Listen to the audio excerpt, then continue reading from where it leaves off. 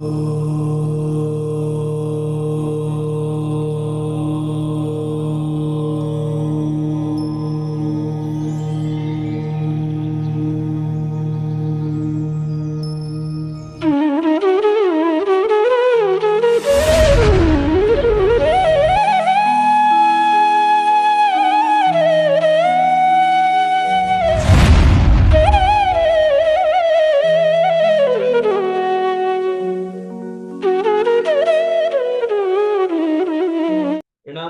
अरिहंताणं नमो सिद्धाणं नमो वाईर्याणं नमो उवज्झायाणं नमो लोये सौवसाहूणम् ओकारं बिंदु संयुक्तं नित्यं ध्यायन्ति योगिनः कामदं मोक्षदं चैव ओंकाराय नमो नमः।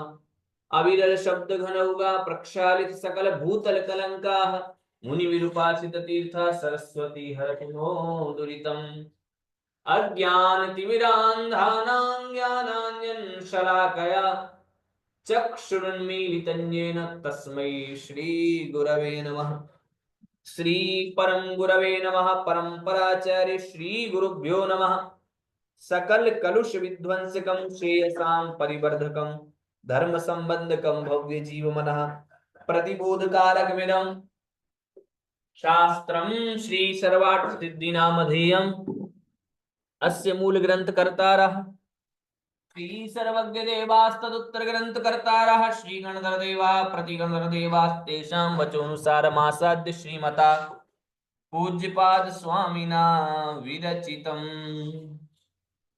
मंगलम भगवान वीरो मंगलम गौतमो गणी मंगलम कुंद कुंदार्यो जैनस्तु मंगलम सर्वमंगल मांगल्यम सर्वकल्याणकारकम प्रधानम सर्वधर्माणां जैनम जयतु शासनम जैनम जयतु शासनम।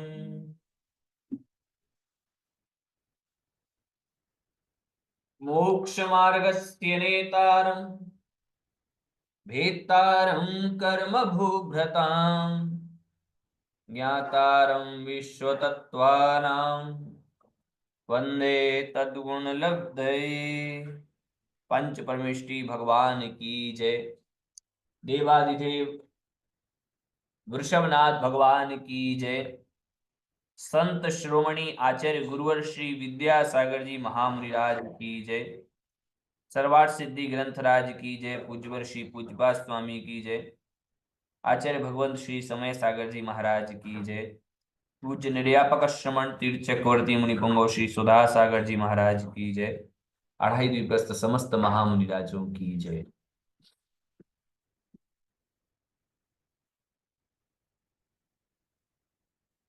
तो देखिए, कल हमने ब्रह्मचर्य व्रत के 5 अतिचारों को पढ़ा था।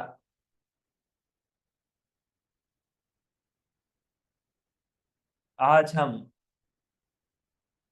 थोड़ा सा और आगे बढ़ते हुए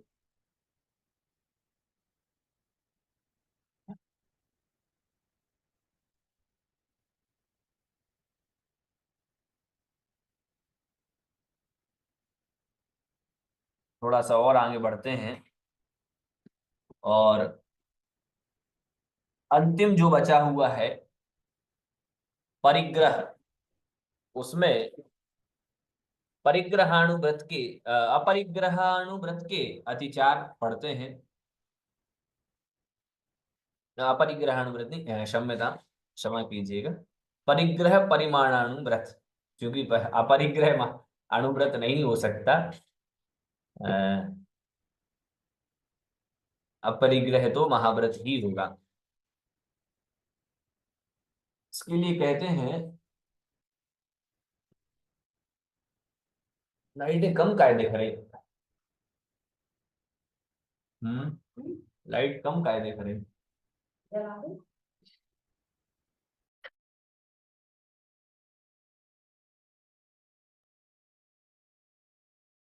उसके विषय में कहते हैं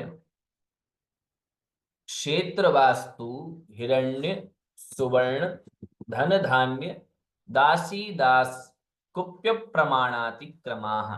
क्षेत्र वास्तु हिरण्य सुवर्ण धन धान्य दासी दास कुप्य प्रमाणातिक्रमाः। धन क्षेत्र, वास्तु क्षेत्र अर्थात जमीन, वास्तु मकान, हिरण्य सोना, सुवर्ण हिरण्य चांदी, सुवर्ण सोना,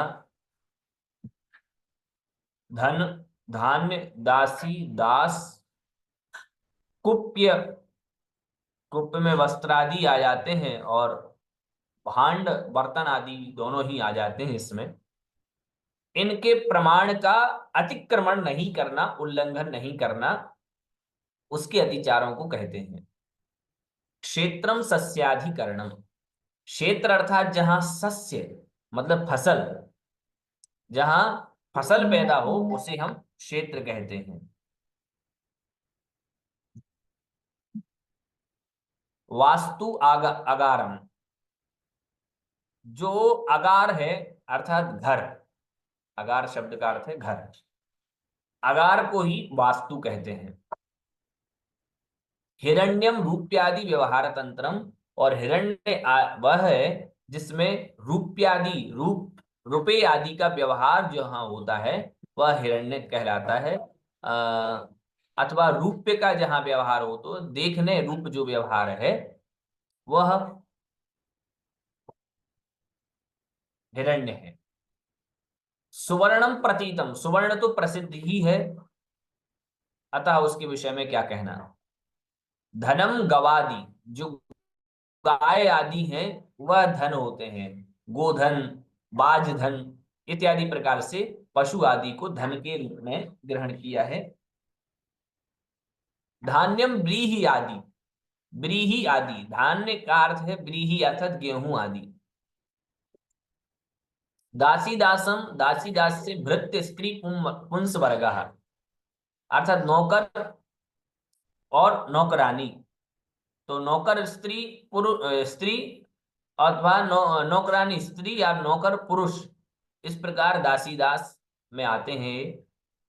कुप्यम सौम कार्पास कौशेय चंदन आदि, और कुप्य क्या है तो कहा सौम, सौम अर्थात रेशमी वस्त्र, कार्पास कपास, और कौशेय अर्थात कोसा इत्यादि के जो वस्त्र हैं, इत्यादि से बने हुए जो वस्त्र हैं, तथा चंदन आदि जो सूंघने योग्य रहता है वह सब कुप्य में आता है। क्षेत्रंच वास्तु च, क्षेत्र वास्तु इत्यादि में समास करके आगे बता दिया है। और क्षेत्र वास्तु हिरण्य सुवर्ण धन धान्य दासी दास कुप्यानि, और यह कुप्य जिसके हैं एतावान एव परिग्रहो मम, इतना ही परिग्रह मेरा है, न अन्य है, अन्य जो परिग्रह है वो मेरा नहीं है। इस प्रकार परिच्छिन्न अणुप्रमाणात क्षेत्र वास्तवादि विषयात अतिरेका अतिलोभवशात प्रमाणातिक्रमा यदि प्रत्याख्यांते, अर्थात परिच्छिन्न प्रमाण। अब परिच्छिन्न प्रमाण क्या है तो कहते हैं कि एतावान एवं परिग्रह, इतना ही परिग्रह मेरा है, इससे अधिक नहीं करके ऐसा परिच्छिन्न, अर्थात जो आपने निश्चित कर लिया है प्रमाण इसका, उसको उस क्षेत्र वास्तु आदि विषय से अतिरेक नहीं होना, उससे अधिक नहीं होना, अतिलोभवशात अत्यंत इसके, फिर कह रहे हैं लोभवशात इनके प्रमाण का अतिक्रमण कर लेना, इनके प्रमाण को बढ़ा लेना लोभ के वशात, यही इस परिग्रह में अतिचार है। इस प्रकार क्षेत्र वास्तु अतिक्रमण किसका, प्रमाण का, क्षेत्र वास्तु प्रमाणातिक्रम, हिरण्य सुवर्ण प्रमाणातिक्रम, धन धान्य प्रमाणातिक्रम, दासी दास प्रमाणातिक्रम और कुप्य प्रमाणातिक्रम, इस प्रकार 5 परिग्रह परिमाणानुव्रत के अतिचार बन जाएंगे। दो को एक साथ ले लेंगे, क्षेत्र वास्तु प्रमाणातिक्रम, हिरण्य सुवर्ण प्रमाणातिक्रम, धन धान्य प्रमाणातिक्रम, दासीदास प्रमाणातिक्रम और कुप्य प्रमाणातिक्रम। इस प्रकार से 5 परिग्रह, ये परिग्रह प्रमाणानुव्रत के 5 अतिचार। अब कहा कि आपने पांचों व्रतों के अतिचार तो कह दिए, अब पुनः पांचों व्रतों के अतिचार कहने के उपरांत 7 शीलों के अतिचार कहे जाएंगे। उनको तद्यथा उक्ताः व्रतानाम अतिचाराः, व्रतों के अतिचार कह दिए गए हैं, शीलानाम अतिचाराः वक्ष्यन्ते, जो 7 शील कहे गए हैं उनके अतिचार कहे जा रहे हैं। तद्यथा वो इस प्रकार से, ऊर्ध्वाधस्त्रियग व्यतिक्रमक क्षेत्र वृद्धि स्मृत्यंतराधानानि, ऊर्ध्वाधस्त्रियग व्यतिक्रमक क्षेत्र वृद्धि स्मृत्यंतराधानानि, ऊर्ध्वाधस्त्रियग व्यतिक्रमक क्षेत्र वृद्धि स्मृत्यंतराधानानि। यहां कहते हैं ऊर्ध्वातिक्रम, अतिक्रम सबके तीनों के साथ लगाना है। ऊर्ध्व ऊंचे, ऊंचाई पर अतिक्रम कर रहे हैं। त्रियग मध्यम, इसका मतलब सीधा सीधा जा करके, इधर उधर मतलब नीचे और ऊपर ना होकर के, जो मध्य का भाग है, ऊपर और नीचे को छोड़ करके जो भाग है उसको हम कहेंगे आधा। तो ऊर्ध्व आधा नहीं, त्रियग, ऊर्ध्व्यतिक्रम, ऊर्ध्वातिक्रम, अधोतिक्रम और त्रियग व्यतिक्रम, त्रियग अतिक्रम, इस प्रकार से 3 अतिक्रम हो जाएंगे। और क्षेत्र वृद्धि और स्मृत्यंतराधान, क्षेत्र वृद्धि और स्मृत्यंतराधान, ये 5 अतिचार हो जाएंगे पहले दिग्व्रत के। उसमें कह रहे हैं परिमितस्य दिग्वदेः अतिलंघनम अतिक्रमः। परिमित, भैया भैया जी जय जिनेन्द्र, जी ये त्रियग का क्या ले, फैले हुए मत तिरछे में ले, कैसे ले? मतलब जो भी ये मान करके चले, ऊपरी भाग हटा दे, नीचे वाला भाग हटा दे, इसके अलावा जो होगा वो सब त्रियग में माना जाएगा। जी ये जी। गुफा आदि में जाना, गुफा में, बिलों में नहीं, केवल गुफा में ही नहीं, इसके अलावा भी जो क्षेत्र, अब जैसे सामने हम चल रहे हैं तो ये सामने वाला जो हम सीधा सीधा चल रहे हैं, नाप रहे हैं सीधा क्षेत्र, वो भी त्रियग में आएगा। तो सबसे सिंपल यही है कि नीचे का क्षेत्र और ऊपर के क्षेत्र को छोड़ करके जो भी क्षेत्र है वो आपका त्रियग में आ जाएगा। तत्र पर्वताद्यारोहणात् ऊर्ध्वातिक्रमः, सबसे पहले कह रहे हैं ऊर्ध्वातिक्रम क्या है? पर्वतात आदि आरोहणात्, पर्वत आदि का आरोहण करना, जो भी ऊंचाई पर है ऐसे पर्वत आदि को के ऊपर चढ़ जाना, जहां तक का हमने मर्यादा ली थी वहां तक, तो ठीक उसके ऊपर हो जाना, ये ऊर्ध्वातिक्रम कहलाएगा। कूपावतरणात्, कूपावतरणात् एरधोतिक्रमः, अथवा कूपावतरणादेः अधोतिक्रमः, कि कूप अर्थात कुएं, कुएं आदि में अवतरण उतर जाना, कुआ आदि में उतरने आदि के माध्यम से जो भी नीचाई का हमने प्रमाण लिया था उस उतने प्रमाण का उल्लंघन कर देना, ये अधोतिक्रम में आ जाएगा। बिल प्रवेशादेः त्रियग व्यतिक्रमः, और बिल आदि में प्रवेश करना ये त्रियग व्यतिक्रम हो जाएगा।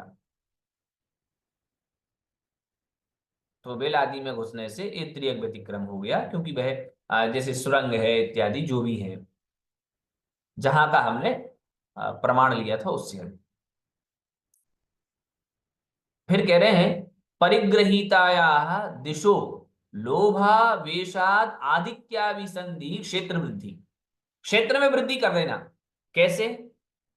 परिग्रहीता, हमने ग्रहण तो दूसरी उस दिशा में हमने मर्यादा तो कहीं तक की ली थी कि यहां से आगे नहीं जाएंगे, लेकिन लोभ के वशीभूत होकर के आधिक्य थोड़ा सा बढ़ा लिया। जैसे कहते हैं ना आपने नहीं हमने तो 8 बजे तक का नियम लिया, नहीं 8 बजे तक का नहीं, 8, 5, 8, 10 का भी हो जाता है। बोले जल का नियम कब तक का है, बोले कि हाँ 8 बजे तक का लिया था, 8 से अब 8, 5 हो जाए, 8, 10 हो जाए तो भी कोई फर्क नहीं पड़ा, अब ठीक है अब हमने कर अपने आप ही आपने उस मर्यादा को जो बढ़ा लिया उससे दोष लगा, आपके अतिचार लगा। तो ली हुई दिशा की मर्यादा में लोभ के वशात वशीभूत होकर के थोड़ा सा आगे बढ़ा देना निश्चित। स एषोतिक्रमः प्रमादात् मोहात् व्यासंगात् वा भवति इति अवसेयः। यहाँ ध्यान देने योग्य क्या है, तो कहते हैं यह जो अतिक्रम है, यह जो अतिक्रम हो रहा है, वह अतिक्रमण किस कारण से हो रहा है, तो कहा प्रमादात, पहला कारण दिया प्रमाद से कि अरे यार कौन करे, कौन वहां तक जावे, फिर ऐसा करना पड़ेगा, फिर वैसा करना पड़ेगा, हम नहीं कर पा रहे यार, ये प्रमाद है, हम नहीं कर पाएंगे, इतना नहीं चल पाएंगे, इतना ऐसा नहीं कर पाएंगे, प्रमाद हो गए। तो प्रमाद के कारण से, मोहात अथवा मोह के कारण से, मोह के कारण से कहा कि पिताजी ने पिताजी माताजी ने सोचा नहीं बच्चा नाराज हो जाएगा, तो चलो उसके कहे अनुसार कुछ कर लेते हैं, जिस वस्तु को हमने त्यागा था उसका सेवन कर लिया, सेवन कर लिया या सेवन करने की इच्छा भी कर ली बच्चों को खुश करने के लिए, मोहात मोह से हो, या व्यासंगात वैसा संग हो जाने से, चार लोग उस प्रवृत्ति के हैं, उन्हीं प्रवृत्तियों के साथ यदि हम वैसे उन्हीं के साथ हो जाएं तो ये व्यासंग हो जाएगा, तो इस कारण से भी हमारे अतिक्रम लग जाता है। अब संग हो जाने से अतिक्रमण नहीं लग रहा, संग होने के कारण से ऐसा अतिक्रम हम सीमा लांघ जाते हैं, यह तात्पर्य। अननुस्मरणम स्मृत्यंतराधानम, और स्मृत्यंतराधान क्या है, अननुस्मरणम अर्थात स्मरण का नहीं रहना, क्या हो गया, भूल जाना। अननुस्मरणम स्मरण का नहीं रहना अर्थात भूल जाना, स्मृत्यंतराधान है। किसका भूल जाना, जो हमने मर्यादा को किया था, जो हमने परिग्रहित ग्रहण की हुई जो मर्यादा है, उस मर्यादा को हमें स्मृत्यंतराधान हो जाना, स्मृति से अलग हो जाना, यह हो गया आपका स्मृत्यंतराधान। ते दिग्विरमण से अतिचारा, ये तीनों जो हैं वह दिग्विरमण अर्थात दिशाओं की एवज में जो हमने लिया था, मर्यादा ली थी, उस मर्यादा का उल्लंघन कर देना, यह पहला दिग्व्रत के अतिचार। अब कहते हैं देश विरत के अतिचार, अर्थात दिशाओं में जो हमने स्थान की मर्यादा ली थी उस स्थान से भी अधिक चले जाना, उसके लिए कह रहे हैं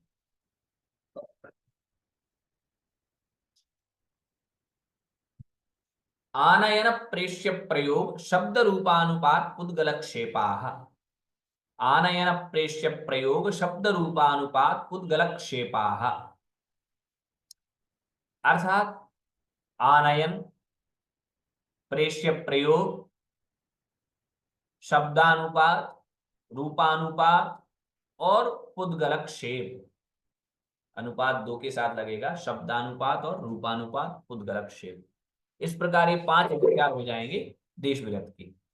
अभी क्या है, तो उसके विषय में कहते हैं आत्मना संकल्पिते देशे स्थितस्य प्रयोजन वशात किंचित आनय यदि आज्ञापनम आनयनम, अर्थात आप स्वयं के द्वारा जो संकल्पित था स्थान, ऐसे उस स्थान में बैठ करके ही, बैठे तो उसी स्थान में है, लेकिन क्या कह रहे हैं, स्थितस्य जो बैठा हुआ है उससे कह रहे हैं प्रयोजन वशात, प्रयोजन के वश किंचित आनय कुछ ले आओ, जो कुछ चीज मंगवानी थी, हम वहां जा तो सकते नहीं है लेकिन हमें आवश्यकता है, तो हमने कह दिया कि भैया वहां से इस वस्तु को आप ले आओ, इस प्रकार से मंगवाना ये आनयन कहलाता है।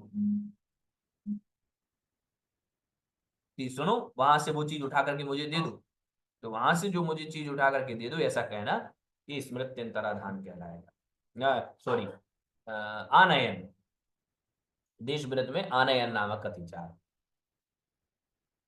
फिर कह रहे एवं कुरु इति नियोग प्रेष्य प्रयोग। और प्रेष्य प्रयोग क्या है? भेज देना किसी को प्रयोग करने के लिए कि तुम ऐसा करो, तुम इस प्रकार से करना, मर्यादा के बाहर जो है आपका, उस क्षेत्र में जाकर के आप इस प्रकार का कार्य करना, ऐसा करो वहां जाकर के, ऐसा कहना ये प्रेष्य प्रयोग है। फिर कह रहे हैं व्यापार करान पुरुषान प्रत्यभ्युत काशिकाधिकरणम शब्दानुपातः। अब कह रहे हैं कि व्यापार करान, जो व्यापार करने में लगे हुए हैं पुरुष, अर्थात कुछ ना कुछ काम में लगे हुए हैं जो पुरुष, उनको प्रति अभ्युत काशिकाधिकरणम, अभ्युत काशी का मतलब खांसना, खांसी आदि करके और उसको बुलाना, उस पर उद्देश्य करना, उसको कहना, उसको कुछ चीजों में इन्वॉल्व करना, ये इस प्रकार से करना। इस शब्दानुपात मतलब शब्दों का अनुपात होना, शब्दों का किसी माध्यम से उस तक पहुंचना। तो खांसी आदि के माध्यम से शब्दों का अनुपात किया, विनिमय किया, इससे भी शब्दानुपात के माध्यम से भी देश व्रत में अतिचार लगेगा। स्वविग्रह दर्शनम रूपानुपात, अपने शरीर का दर्शन कराना, ये रूपानुपात है ना। अर्थात अपने आप को दिखा दिया, सुनो हम कह रहे हैं काम कर दो, ठीक है, तो महाराज ने ऐसा ऐसा कहा है, अब महाराज ने केवल रूप दिखा दिया है, लो देख लो, ये रूपानुपात हो गया। अपने विग्रह का दर्शन कराना और उससे दर्शन कराने के माध्यम से कार्य की सिद्धि कराना, ये रूपानुपात है। लोष्टादि निपातः पुद्गलक्षेपः, और लोष्ट, अब यहाँ पे ये मत कहने लग जाना कि तो फिर क्या महाराज जी कभी ऐसा ऐसा करते हैं तो क्या फिर उनकी वजह दोष लगेगा? नहीं, उनकी मर्यादा पहले तय होगी ना, कि मर्यादा उन्होंने कितनी ली। मान लीजिए केवल भारत की मर्यादा ली और हम पहुंच गए करे कभी कभी, महाराज जी ये फलाने जैन को आपका आशीर्वाद चाहिए, कुछ काम कर रहा है, ऐसा ऐसा जो भी स्थितियां बन रही हैं, हम कह देवे उनसे, पहली बात तो वो व्रती नहीं है ना, लेकिन उनके त्याग सारी वस्तुओं का है, और वह यदि आशीर्वाद स्वरूप हाथ उठा देवे तो इसमें कोई समस्या नहीं है, क्योंकि पता हो कि उनकी मर्यादा तो हो कि जहां तक हम जा सकते हैं वहीं तक की मर्यादा ली है, अथवा जैसी भी उन्होंने पहले मर्यादा ली थी। यद्यपि इसका कोई मायने उनको रखता नहीं है, लेकिन एक व्रती की दृष्टि से भी यदि देखा जाए तो व्रती ने भी कहाँ तक मर्यादा ली है यह पहले जानना योग्य है। पहले यह जानना चाहिए कि मर्यादा कहाँ तक है। लोष्ट आदि निपातः पुद्गलक्षेपः, और लोष्ट आदि का फेंकना, अर्थात किसी ने नहीं सुना तो छोटे कंकड़, लोष्ट हो गया कंकड़ छोटा है, उस कंकड़ को फेंक करके फेंकना, ये पुद्गलक्षेप होगा। इस प्रकार से ते एते देश विरमण से पंच अतिचारा, और वे देश विरमण के 5 अतिचार हैं। फिर कहते हैं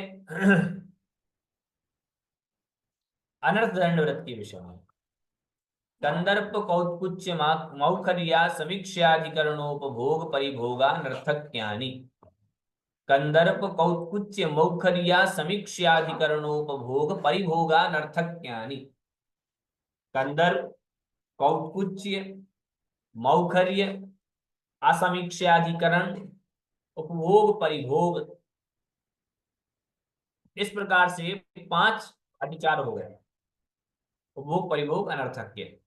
तो कंदर्प, कौत्कुच्य, मौखर्य, असमीक्षाधिकरण और उपभोग, परिभोग, अनर्थक्य, इस प्रकार से 5 अनर्थ दंड व्रत के अतिचार हैं। तो कंदर्प क्या है? कंदर्प के विषय में कहते हैं रागात रागोद्रेकात, राग के उद्रेक से, राग के संकलेश परिणाम से, हास मिश्र अवशिष्ट वाक्य वाक् प्रयोग, हास से मिला जुला हुआ अशिष्ट वाक्य का प्रयोग करना, यह कंदर्प है।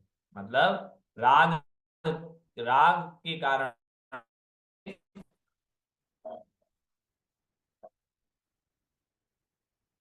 राग के कारण से प्रहास मिश्र अर्थात हंसी से मिले हुए अशिष्ट वचनों को बोलना यह कंदर्प है। तदेव उभयम परत्र दुष्टकाय कर्म प्रयुक्तम कौत्कुच्यम।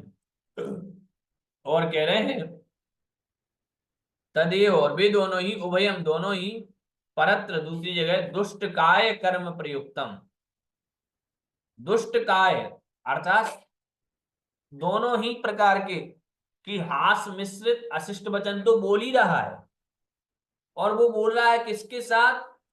हास मतलब हास मिश्रित असभ्य वचन तो बोल ही रहा है, लेकिन दुष्ट काय कर्म युक्तम, दुष्ट काय मतलब काय से दुष्ट जो कर्म है ऐसा कर्म करते हुए प्रयुक्त करना यह कौत्कुच्य है। अर्थात हंसी मजाक के वचन भी बोलना और असभ्य वचन भी बोलना तथा काया का प्रयोग भी उसमें उन वचनों के साथ करना। तो वचनों के साथ ऐसा काया का प्रयोग करना ये कहलाएगा कौत्कुच्य।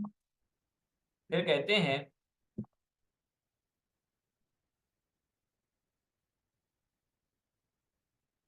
धाष्टर्य प्रायम यत्किंचिन अनर्थकम बहु प्रलापित्वम मौखर्यम। और कह रहे हैं धाष्टर्य प्रायम, जो प्रायः धृष्टता से भरा हुआ हो, ढीठपना, और यत्किंचिन अनर्थकम, जो कुछ भी बोले वो सारा का सारा बहु प्रलापित्वम, बहुत बोलने वाला जो प्रलाप है उस प्रलाप को ही हम मौखर्यम, मुखरता कहते हैं, जिसमें धृष्टता भरी हुई है, कहने पर भी जो शांत ना हो और बहुत बकवास करता जाता हो वह ही मौखर्य है। और असमीक्षाधिकरण क्या है? तो कहा असमीक्षम प्रयोजनम आधिक्येन, प्रयोजन की अधिकता से, या फिर प्रयोजनम आधिक्येन बिना, प्रयोजन के बिना,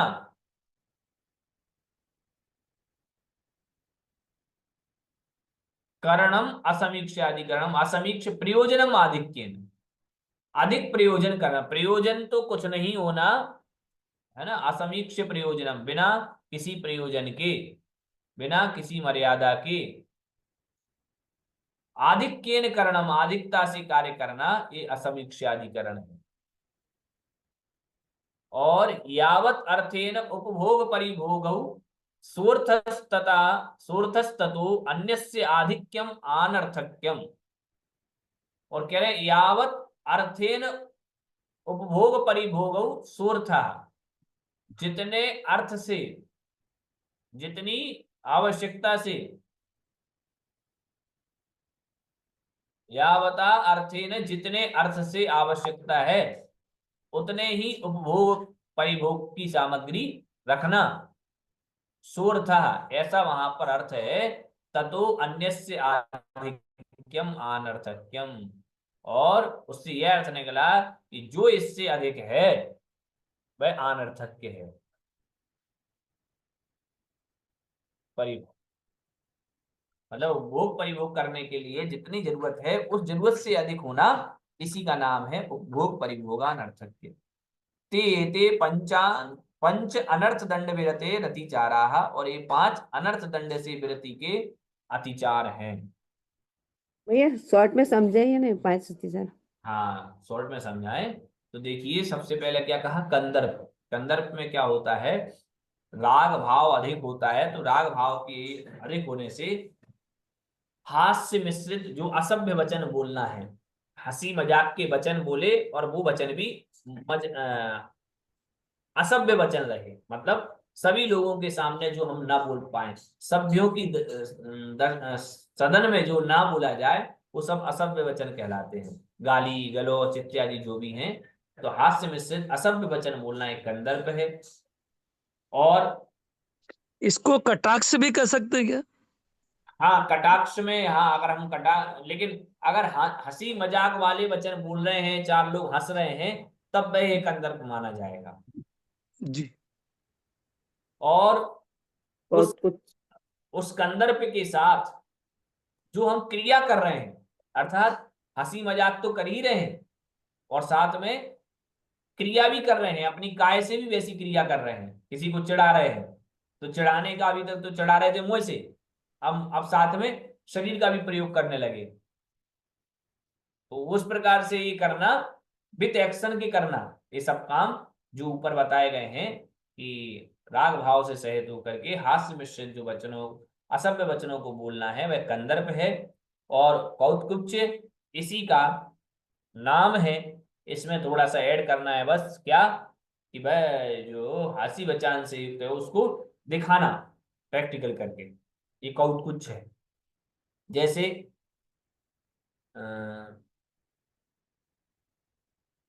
कपिल का जो शो आता है, उस कपिल के शो में हमें कंदर्प भी दिखाई देने मिलता है और कौतकुब्ज, दोनों का ही उदाहरण वही है सबसे अच्छा। उसी में हमें समझ में आ जाएगा कि कंदर्प कौतकुब्ज। और मौखर्य क्या होता कि धृष्टतावशात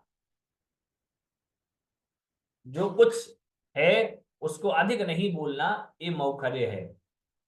और बिना किसी प्रयोजन के काम करना, ये असमीक्षाधिकरण हो जाएगा। कोई प्रयोजन कुछ नहीं है लेकिन लगे हैं काम में, किसी ने पूछा क्या काम भैया, क्या इसका प्रयोजन, क्या प्रयोजन नहीं पता, तो ये वो यही माने जाएंगे असमीक्षा। और जितने अर्थ से, जितनी वस्तुओं से, उपभोग परिभोग की जितनी वस्तुओं से हमारा काम चल सकता है, उससे अधिक लेना, ये कहलाएगा उपभोग परिभोग अनर्थक्यम। इस प्रकार ते वे 5 अनर्थ दंड विरते ही अतिचारा, अनर्थ दंड विरति के 5 अतिचार हैं।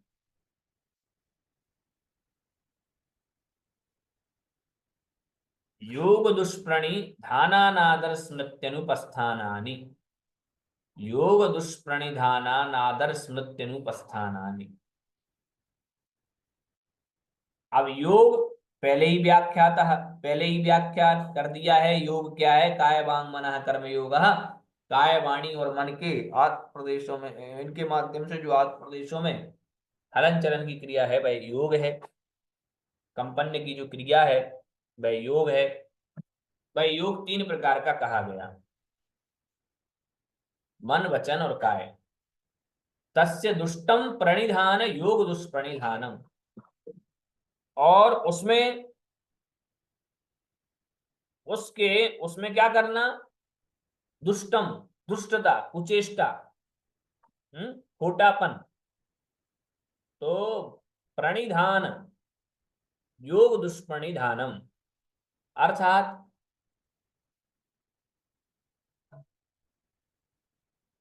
उसका दुष्ट रूप से प्रयोग करना, खराब रूप से उसका मन का खराब प्रयोग करना, वचन का खराब प्रयोग करना, या काया के माध्यम से खराब कार्य लेना, ये कहलाएगा आपका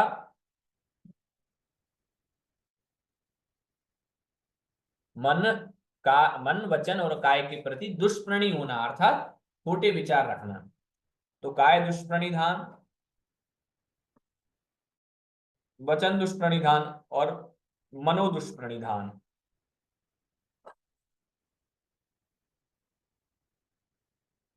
तो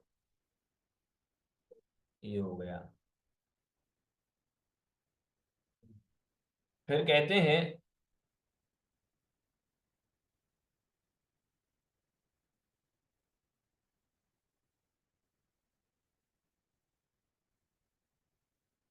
काय दुष्प्रणिधानम वाग दुष्प्रणिधानम मनो दुष्प्रणिधानम अस्ति। अर्थात वाणी का दुष्चेष्टा करना, वचनों से दुष्चेष्टा करना, मन से दुष्चेष्टा करना। और अनादरो अनुत्साह, जो अनादर का भाव है वह अनुत्साह कहलाता है, अनुत्साह। अनैकाग्र्यम स्मृत्युपस्थानम, और स्मृत्युपस्थान क्या है? एकाग्रता का अभाव होना, उत्साह नहीं होना, इसका नाम है अनादर। कुशलेष्व अनादरो प्रमाद, कुशलों में अनादर का भाव रखना यह प्रमाद है।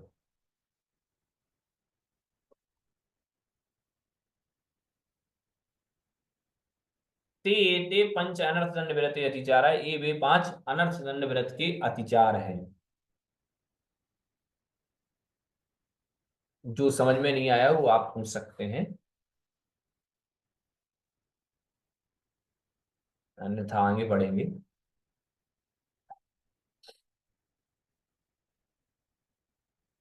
एकाग्रता का अभाव, स्मृति का, हाँ बोलिए। अनादर किसके प्रति? अनादर व्रतों के प्रति, या जो हमने 7 शील लिए हैं उनके प्रति अनादर का भाव होना। उत्साह, सामायिक हाँ, सामायिक में उत्साह ना होना, उत्साह ना होना, सामायिक आदि जो भी हैं उन सब में उत्साह नहीं। खैर ये चल रहे हैं सामायिक के, तो सामायिक से ही संबंध हो जाएगा, क्षमा करना। यहाँ सामायिक का वर्णन चल रहा है, इसलिए सामायिक का ही वर्णन चलेगा कि पहले योग दुष्प्रणिधान हो गया, मन का दुष्प्रणिधान, वचन का दुष्प्रणिधान और काय का दुष्प्रणिधान। अर्थात बैठे तो हम हैं सामायिक में, लेकिन खुजली चल रही है तो खुजाते भी जा रहे हैं, मन में कोई बात आ रही तो उसका ही चिंतन हो गया, पता चला पूरी सामायिक हो गई, चिंतन वही चल रहा है। या फिर वचन दुष्प्रणिधान, मुझे वचनों से किसी ने कुछ पूछा, हम वचनों से बोलने लग गए, तो ये खोटी प्रवृत्ति होगी इनकी। और अनुत्साह बता दिया कि अनादर मतलब अनुत्साह, मन में इच्छा नहीं होना। सामायिक में तो बैठे हैं लेकिन इच्छा नहीं है करने की, फिर भी जबरदस्ती की जा रही है, ये अनादर हो जाएगा। और अनैकाग्र्यम भैया जी सामायिक में ज्यादा टाइम हो जावे, मान लो समय लिया और बाद में ज्यादा हो जाए तो फिर क्या करना, इसमें दोष लगता है? सामायिक में यदि हम अधिक समय तक करते रहें तो दोष नहीं है, लेकिन पूर्व में ही टाइम तो थोड़ा बहुत बराबर। दोष होगा। हाँ, पूर्व में ही यदि हम सामायिक पूरी कर लें तो दोष होगा। हमने कहा हम 10 मिनट तक नहीं उठेंगे, हाँ, तक नहीं और उठे, फिर लेकिन पता चला कि 12 मिनट बाद उठे, कोई हाँ दिक्कत, जी, कोई कोई समस्या नहीं, बात, हाँ जी। क्योंकि हम और ये तो हम और कर्म भैया ध्यान, जी अब रोज के रोज अपन नियम ले, रोज के रोज नियम ले में फिर तो उसमें मतलब ज्यादा दोष से क्या, या मतलब ले सकते हैं या नहीं ले सकते? दिग्व्रत देश व्रत नहीं लेते हैं नहीं, दिग्व्रत देश व्रत लेना चाहिए। तो ये रोज के रोज नियम ले लें, अब रात्रि का सबका तो भी मतलब। देखिए, रोज के रोज नियम लेने में क्या है, जिस किसी व्रती ने व्रत लिए हैं वह तो दिग्व्रत में पहले ही अपनी सीमाएं तय कर लेगा, जी क्योंकि देश व्रत में सीमाएं ऐसी होती हैं जिनको हम घटा बढ़ा सकते हैं। जी। तो और बाकी की जिनके व्रत नहीं है वो अभ्यास रूप में इनको कर सकते हैं। तो हमारे तो कितना इस वर्षों से मतलब यही चल रहा है, हाँ, तो तो अच्छा है। फिर कैसे क्या करें, मतलब इसमें ये लगेगा कि नहीं लगेगा पुण्य, मतलब या दोष लगेगा, या मान लो कुछ? नहीं, आपको पुण्य तो लगेगा, पुण्य तो तो फिर आपको बराबर लग रहा है, आप पुण्य की चिंता ना कर रहे हैं। और पुण्य फिर में ये ऐसा लेने में भी फिर है, अब किसी जीव ज्यादा ने नहीं व्रत, ना, अब हमेशा रोज का रोज ले लेते हैं कि भाई इतना में 9 बजे तो। हाँ, नहीं पुण्य तो बराबर लगेगा, जी पुण्य तो लगेगा, पुण्य तो लगेगा, लेकिन जैसा व्रती को हाँ, पुण्य लगता वैसा नहीं लगेगा। तो फिर आपको मतलब कैसे क्या करें? व्रत, जब व्रत ले लेंगे तब वह पुण्य लगेगा। व्रत लेने के बाद यदि कपड़े भी धो रहे होंगे तो उस समय पे भी आपकी निर्जला कहलाएगी, ये संज्ञा अभी निर्जरा नहीं निर्जला होती, हो। अभी निर्जरा नहीं हो रही? अभी हमारी निर्जरा, पहली सबके होए नहीं कछु सरे काम तेरा, और दूजी करे जो उद्यम करके मिटे जगत फेरा। पढ़ते हैं कि नहीं अपन? जी पहली सबकी होए, लेकिन उससे काम सटने वाला नहीं है। आपके और हमारे कर्मों का उदय आएगा, कर्मों का जी उदय होकर के झड़ जाना, यही तो निर्जरा है। तो जी कर्मों का उदय हमारे भी आ रहा है, आपके भी आ रहा है, चींटी के भी आ रहा है, सबका आ रहा है कर्मों का उदय, वो सभी भाग निर्जरा कहला रही जी। है ना। आम का फल हो रहा है, आम का फल आ रहा है, कब भैया आ जी रहा मैं है? एक बात समय आने बोलूं, पर। दोनों ही वीक हो जाए अक्रोश। समय आने पर टूट करके नीचे गिर रहा है, वो तो गिर ही रहा है, जमाने से गिर रहा है, लेकिन आपने वरना पहले तोड़ करके अपने यहाँ भूसे में उसको रख दिया। हाँ हाँ, और अक्रोश 5 दिन की चीज जो होनी, 5 दिन बाद जो खाने को मिलनी थी वो आपने अगले दिन ही खा ली, 2 दिन बाद ही खा ली। ये क्या काम, है? तो बिल्कुल सही बात है। भैया जी मैं एक बात बोलूं, हाँ बोलिए। जैसे कोई 1 साल के लिए एफडी करता है तो उसको कम ब्याज मिलेगा, 10 साल का करेगा तो उसको ज्यादा मिलेगा। तो हाँ आप बड़े देर तक बड़ा करोगे तब आप छोटा छोटा रोज लेते हो तो आपको मिल तो रहा है ब्याज, पर वो हो सकता है 4 का 5% ही मिल रहा हो, और कोई ज्यादा कर रहा है तो उसको 8-9% मिलेगा। तो वो नहीं तो लेकिन डिपेंड करता है कि हमने कितने देर के लिए वो किया है। लेकिन उसमें भी यह होगा ना कि अब जी आपने लिया किस विधि से है। अगर हाँ, मान लीजिए हम छोटे समय के लिए तो प्रतिदिन छोटा लेते मिलेगा जाएं लाभ। और हमारे व्रत नहीं है, तो आपको हाँ, उसी प्रकार का फल मिलेगा। वो वही है प्रतिमा ना कि हम। प्रतिमा लेते हैं ना, प्रतिमा लेते हैं, वो हाँ, पंचम गुण स्थान, जब हम उसकी निर्जरा व्रत होती है। लेंगे, हाँ ये व्रतों की चर्चा है, जब हम व्रत लेंगे इसका तभी हमें पूर्ण फल मिलेगा। वही अगर हम मतलब ज्यादा से बड़ा वो लेंगे तो बड़ा फल मिलेगा, छोटा लेंगे तो छोटा फल मिलेगा। हाँ, तो अगर हम ऐसे सामान्य में हम ले रहे हैं बिना व्रतों की, अगर ऐसी मर्यादा ले रहे हैं तो पुण्यबंध होगा। लेकिन उसको लेंगे, हाँ इसमें हम ये भी एक बात और कह सकते हैं, आपने जी तो प्रतिदिन की इस प्रकार से मर्यादा लेंगे, तो प्रतिदिन की इस प्रकार मर्यादा लेने से आपके पुण्यबंध होगा, हाँ पाप की निर्जरा नहीं होगी। लेकिन व्रती ने निर्जरा। यदि लिया है, हाँ व्रती ने यदि लिया है, व्रती अगर व्रत लेकर के आप इस प्रकार से ले रहे हैं, तो नियम से आपके पुण्य का भी बंध होगा और पाप की भी निर्जरा होगी। एक प्रतिमा लेंगे तो उसमें क्या लेना पड़ता है? एक प्रतिमा, दर्शन प्रतिमा के संबंध में ऐसा शास्त्रों में कोई उल्लेख नहीं है। एक प्रतिमा का, एक प्रतिमा मतलब दर्शन प्रतिमा तो होती है कि अपने दर्शन हाँ को शुद्ध करना, सम्यक दर्शन को पुष्ट करना। इसलिए एक तो प्रतिमा का वर्णन नहीं आया है लेने का। कम से कम दो प्रतिमाएं लेनी पड़ती हैं, एक दर्शन प्रतिमा, दूसरी व्रत प्रतिमा। तो उन व्रत प्रतिमा में ही ये 5 अणुव्रत, 3 गुण व्रत और 4 शिक्षा व्रत आ जाते हैं। अभी अब रात्रि भोजन का इनका नियम लेवे तो भगवान के सामने नहीं, गुरु के पास ही लेना पड़ता है। हाँ, जब गुरु विद्यमान है तो गुरु के पास ले, और अगर गुरु विद्यमान नहीं है तो हमारे लिए पहले नियम ले लेना चाहिए और फिर गुरु के पास से पुष्ट कर लेना चाहिए, जिससे कि हमें बाद में अगर कोई अतिचार संबंधी समस्या आती है तो हम गुरु से प्रायश्चित आदि ले सकें। इसलिए क्योंकि जैसे शुभस्य आप शीघ्रम शाम शुभ, क्योंकि शुभस्य शीघ्रम, शुभ कार्य में शीघ्रता करनी चाहिए। मान लीजिए आज तो विचार बन गया कि फलानी चीज छोड़ दे, घर आए जी वापस और विचार पलट गया, तो क्या करेंगे। जी, ऐसे तो नहीं होता पर फिर भी देखो लेना चाहिए, गुरु के पास ही है ना। हाँ नहीं, पहले आपने वहां ले लिया, मान लीजिए आप 2 महीने बाद गुरु के पास जाएंगे, तो क्या 2 महीने तक नियम से रहित रह जाए। इसलिए भगवान के सामने प्रायश्चित कायुसर करके नियम लिया, और फिर उससे को जब गुरु हमारे लिए मिले तो उनसे हमने दृढ़ करवा लिया। वैसे हम शाम को तो ले लेते हैं, 9 बजे का सुबह पानी जल का लेते हैं और 11 बजे तक गुरु का आहार हो जाए तब तक अन्न का त्याग लेते हैं। ऐसे जो गलत है सही है कैसा? नहीं नहीं, अच्छा है, ऐसा ले लें, कोई दिक्कत वह नहीं। हमेशा ऐसे ही लेते हैं हम तो। हाँ, जितना अधिक हो सके। ठीक, जी जी जी जी।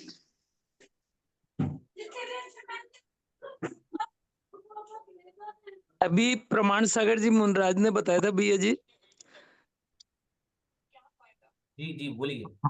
5 दिन पहले कि व्रत के अभाव में अगर जो निर्जरा हो रही है हम्म। उसी क्षण बंद कर्म का उससे भी ज्यादा हो जाता है, मतलब व्रत के अभाव में। और हाँ व्रत सहित जो निर्जरा होती है तो कर्म बंद नहीं होता, मतलब कर्म बंद कम होता है, बहुत कम होता है, हाँ और बिल्कुल, निर्जरा ज्यादा होती है। निर्जरा ज्यादा होगी।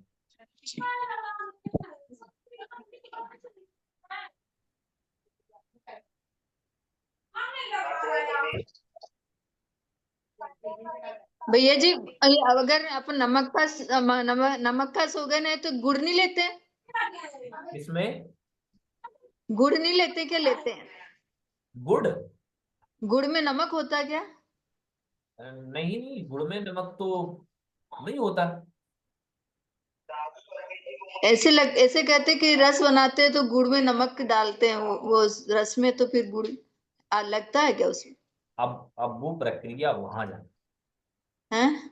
अब वो उस प्रक्रिया का तो नहीं पता मुझे, वो प्रक्रिया कैसे बनी। अब आपको पता हो जाए तो हमको बताना। हाँ, हाँ, बता रहे हैं ना। आजकल जितना भी गुड़ बन रहा है केमिकल, बिगर केमिकल डाले गुड़ नहीं बना रहे। और उसमें वो लोग चूना, नमक, भिंडी का रस, हाइड्रो आदि, और यहाँ तक कि कपड़े धोने का सोडा वो भी डालते हैं। अच्छा। देखो आप कह रहे देखो ये नमक भी डालते हैं।